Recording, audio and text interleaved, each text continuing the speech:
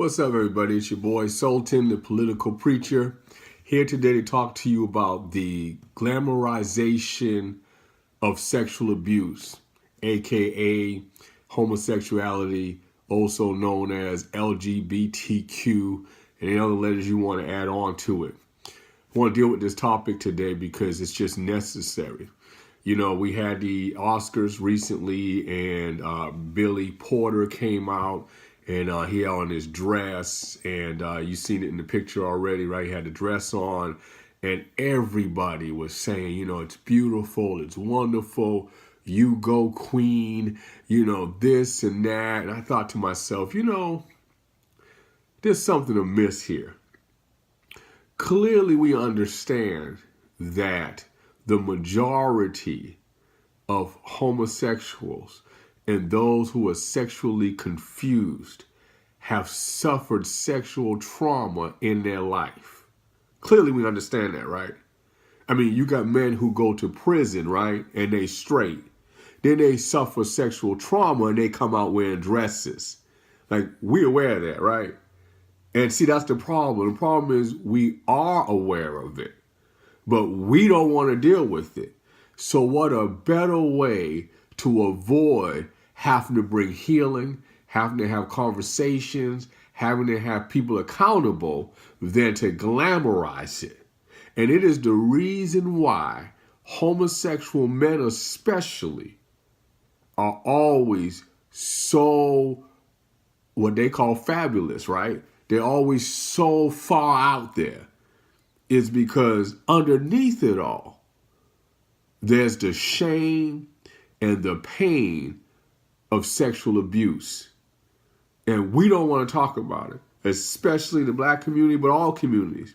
I mean, you have boys getting raped in the Catholic Church. And what happened? Was there an exodus from the Catholic Church? No. Were people protesting the Catholic Church? No. Were people really worried about it? No. Why? Because we don't want to have to deal with it.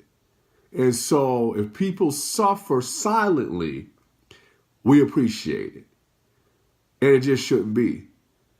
Now, this man here, Mr. Billy Porter, he was bold enough to actually write an essay about his molestation. And I'll be honest with you, I kind of like the way he did it. I mean, the guy's raw. You know what I'm saying? And you know, I mean, he just came right out. And so I want to cover some of that today. In other words, here's what I'm telling you. See, I'm not just sharing this kind of stuff based on what I think. It's all out here. It's facts.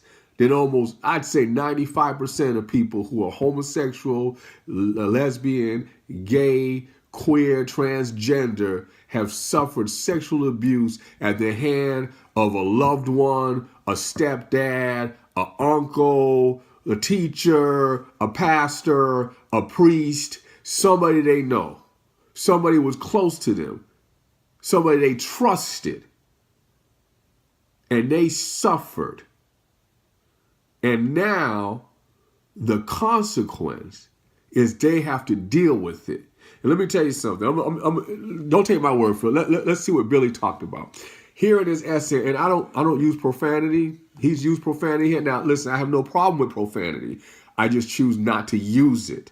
You know, I prefer people raw and real and honest. I mean, I love it. And this dude here penned this essay. And, you know, because when I saw before I get to the essay, let me give you a little backstory.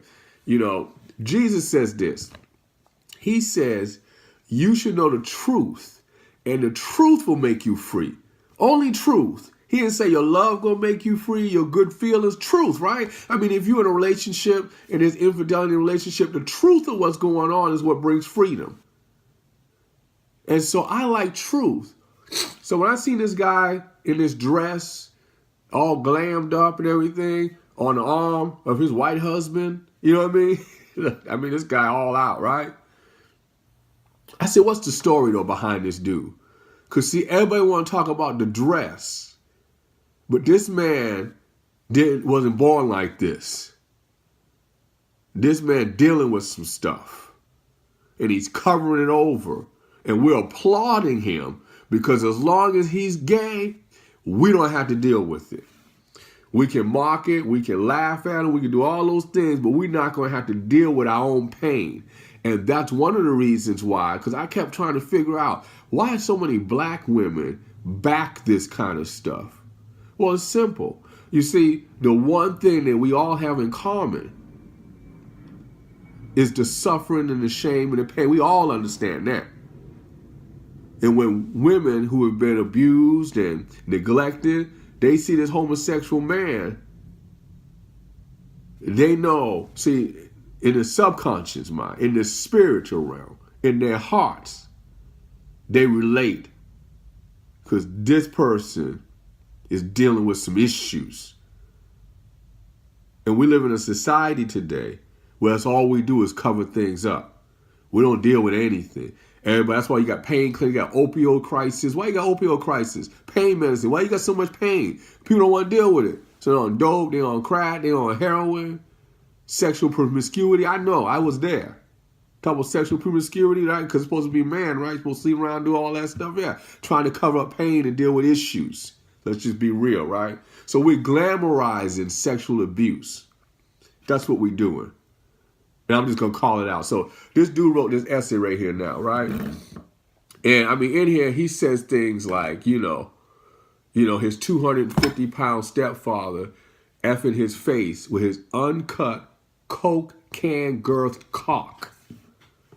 This man talking about being sexually abused. He's like 7 years old. 7 years old. And his 250-pound stepfather got his penis all up in his mouth. See, we don't want to deal with that, though. We want to talk about the Oscars. We want to talk about the red carpet. We want to talk about how fabulous he is. This man a victim. But we don't want to talk about, we want to cover it over. The church cover it over. Did you know statistically 60% of sexual abuse happens at faith-based institutions? Oh, you know it.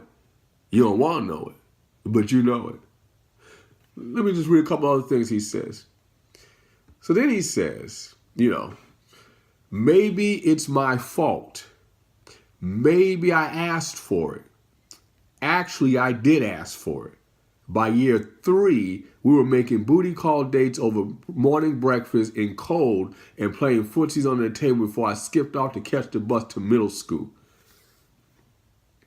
This man here is saying it's his fault that it happened.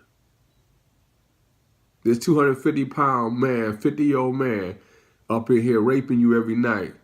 And this man, Mr. Billy Porter, says, yeah, it happened because it was my fault. I asked for it. He goes on to even say, well, the guy knew I was gay. That's why he did me like that. But we don't want to deal with none of that. We want to cover it over and glamorize it. We want to act like it's a beautiful thing, a pretty thing, a wonderful thing, and actually it's a painful and shameful thing. And see, the shame cycle is vicious. I used to be there. People ask me, oh, why are you into Jesus? Why are you into the Bible? Because when I got into the Word of God, it broke the shame cycle for me. Listen, I'm just telling you the truth. The shame cycle, right? You feel ashamed of who you are. Then you do something wrong. And then you feel ashamed. So then you do something wrong. And then you feel ashamed. And it's a cycle. It's a shame cycle. And he talks about it right here in his essay. He talks about how, to groom him, the stepdad showed him porn and how he needed a dad, you know what I mean? And so, he watched it. He tried to do this. He tried to do that. You know what I mean? He talks about the fact that he was calling it an affair. I called it an affair for 20 years before my therapist helped me change the language. 7-year-old boys do not have affairs with 50-year-old men. It's called sexual abuse, plain and simple. So this young man, he didn't even know how to define it. And we like it that way. And my heart goes out. My heart goes out to him. My heart goes out to his mother. See, we want to cover all this over.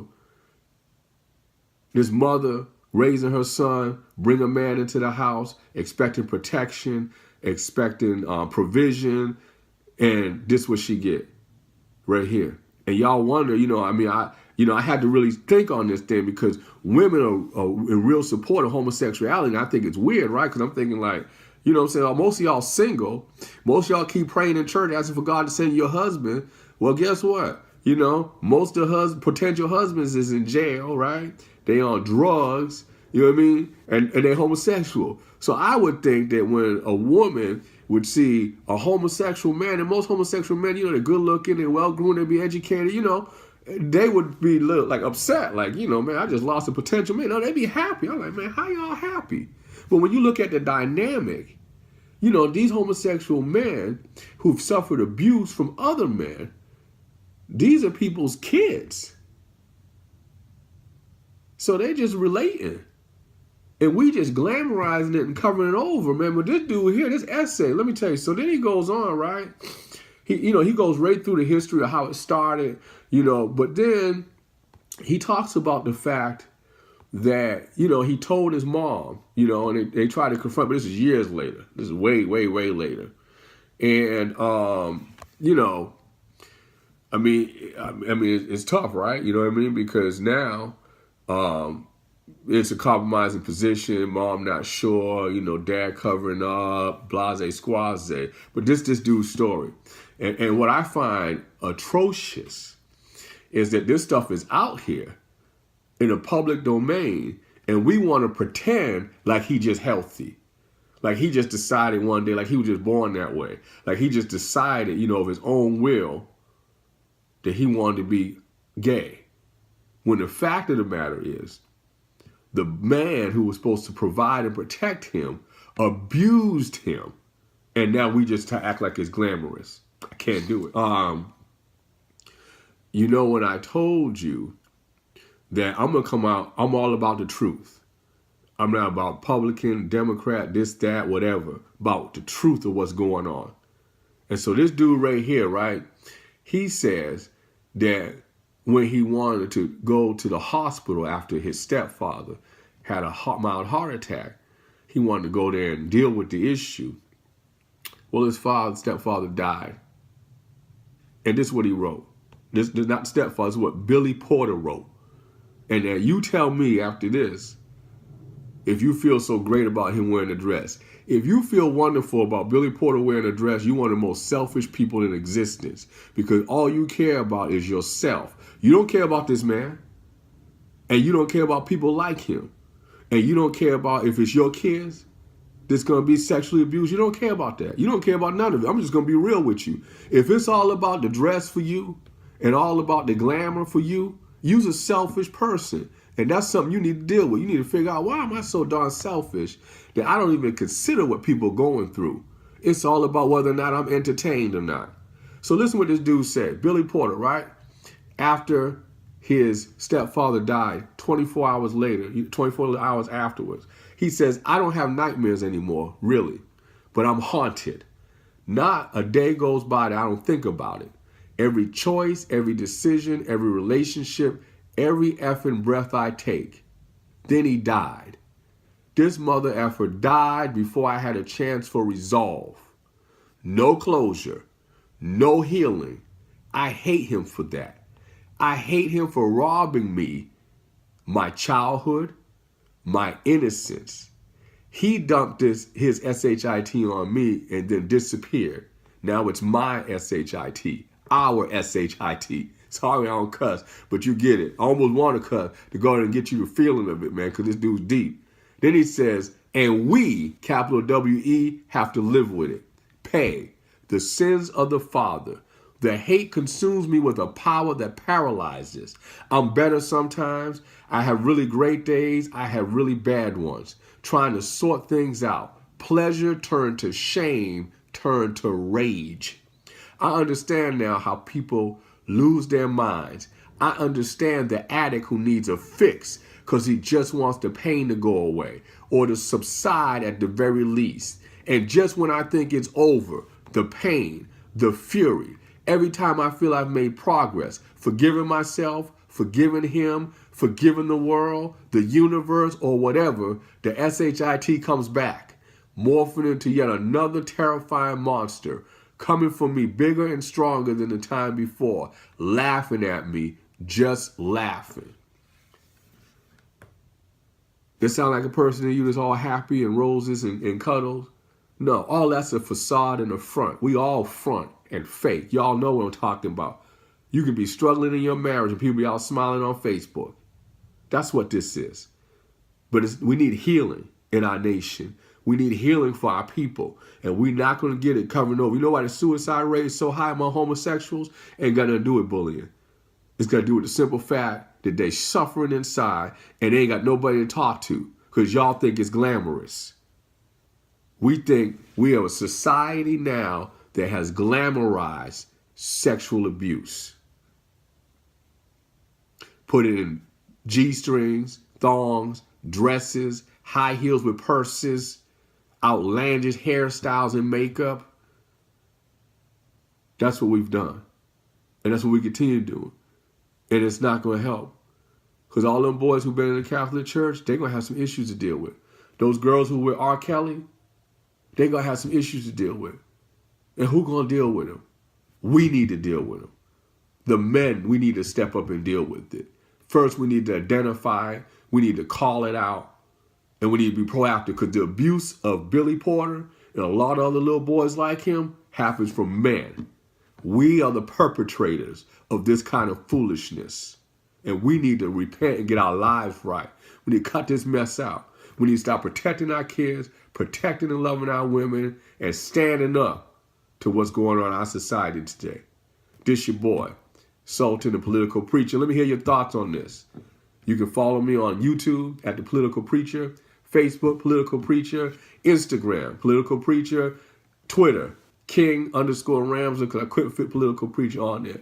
Check out this video, like this video, share this video. Let's start getting some healing in our nation. Let's start getting about it. Looking forward to hearing from you. Peace.